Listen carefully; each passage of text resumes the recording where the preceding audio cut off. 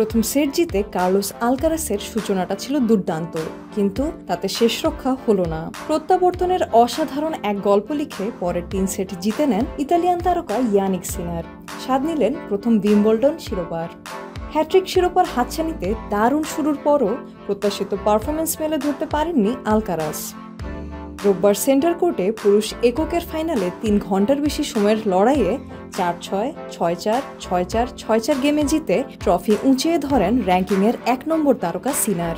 আগের 12 বারের মুখোমুখি লড়াইয়ে সবশেষ 5টি সহ মোট 8 বার জিতেছিলেন আলকারাস। এবার লড়াই জমাতেই ব্যর্থ 22 বছর বয়সী তারকা। ওয়ালটন এখন দেশের সীমানা পেরিয়ে পৌঁছে গিয়েছে 50টিরও বেশি দেশে।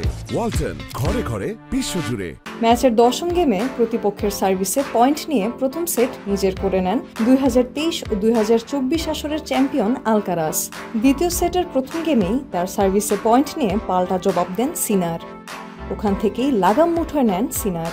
এ নিয়ে টানা 4টি গ্র্যান্ড স্ল্যামের ফাইনালে উঠে 3টিতে চ্যাম্পিয়ন হলেন সিনার।